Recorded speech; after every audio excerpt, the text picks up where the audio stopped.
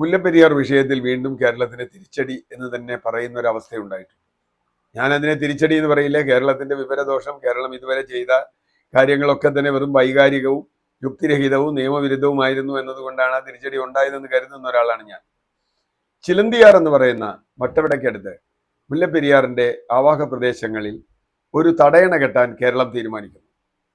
ഈ തീരുമാനമെടുക്കുമ്പോൾ ആദ്യം അവർ പറഞ്ഞത്, ഇങ്ങനൊരു തടയണ കെട്ടാൻ ഞങ്ങൾക്ക് പരിസ്ഥിതി വകുപ്പിന്റെ ministry of environment and forest and climate change എന്ന് പറയുന്ന കേന്ദ്ര വകുപ്പിന്റെ അനുമതിയൊന്നും ആവശ്യമില്ല, പാരിസ്ഥിതിക ആഘാത പഠനമൊന്നും നടത്തണ്ട എന്നായിരുന്നു.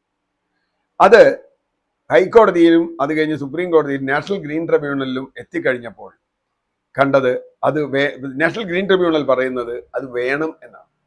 അപ്പൊ അത് കേസ് അവിടെ നിൽക്കുകയാണ്, എന്തുകൊണ്ട് വേണ്ട എന്നുള്ളതിനെ കുറിച്ചുള്ള സുപ്രീം കോടതി വിധിയുടെ ലംഘനമാണ് ഈ ചിലന്തിയാറിൽ അണക്കെട്ട് എന്ന് പറഞ്ഞുകൊണ്ട് തമിഴ്നാട് മുഖ്യമന്ത്രി സ്റ്റാലിൻ കേരള മുഖ്യമന്ത്രിക്കും കേരളത്തിലെ മറ്റുദ്യോഗസ്ഥർക്കും മന്ത്രിമാർക്കും കത്തയച്ചിരിക്കുന്നു. അത് പണിയാൻ പാടില്ല. ഇത് സുപ്രീം കോടതി വിധിയുടെ ലംഘനമാണ്. 142 അടിയാക്കാൻ പറഞ്ഞ സുപ്രീം കോടതി വിധിയുടെ ലംഘനമാണ്. അത് 152 ആക്കാൻ വേണ്ടി തമിഴ്നാട് ഇപ്പോഴും കേസ് നടത്തിക്കൊണ്ടിരിക്കുക. അതുകൊണ്ട് പുതിയ ഡാമിന് കേരളത്തിന് അനുമതി കൊടുക്കരുത് എന്നാണ് വാദം. യഥാർത്ഥത്തിൽ ഇത് മുല്ലപ്പെരിയാറിന് പകരമുള്ള പുതിയ ഡാമൊന്നുമല്ല, ഒരു ചെക്ക് ഡാമാണ്. അതവിടെ നിൽക്കട്ടെ. സ്റ്റാലിൻ എന്ന് പറയാൻ ഒരു കാരണമുണ്ട്, അദ്ദേഹത്തിന് പ്രാദേശിക സമ്മർദ്ദമുണ്ട്. തമിഴ്നാട്ടിലെ പ്രതിപക്ഷം അണ്ണാ DMK അതിശക്തമായ സമരവുമായി മുമ്പോട്ട് വരികയാണ്.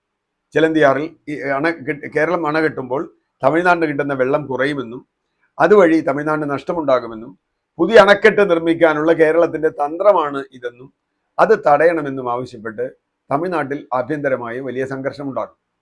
മുല്ലപ്പെരിയാർ അവർക്ക് വളരെ സെൻസിറ്റീവായ ഒരു വിഷയമാണ്.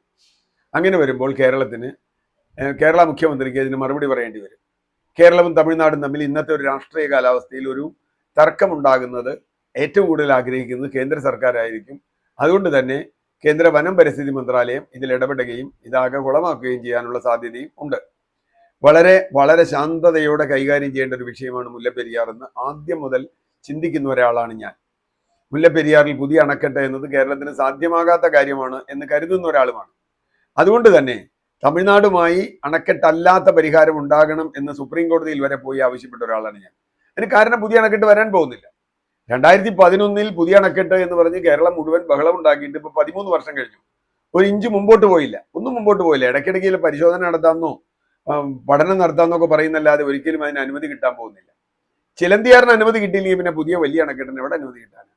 അപ്പൊ അതുകൊണ്ട് ഇത് കേരളവും തമിഴ്നാടും തമ്മിലുള്ള ഒരു തർക്കമായി വളരാതെ ശ്രദ്ധിക്കാനും കേരളവും തമിഴ്നാടും ഒരു മേശയ്ക്ക് ചുറ്റുമിരുന്ന് മുല്ലപ്പെരിയാർ പ്രശ്നം എന്നേക്കുമായി പരിഹരിക്കാനുമുള്ള ഒരു അവസരമായി കേരളത്തിലെ മുഖ്യമന്ത്രിയും കേരളത്തിലെ സർക്കാരും ഉപയോഗിക്കണം എന്നാണ് എൻ്റെ നിലപാട്.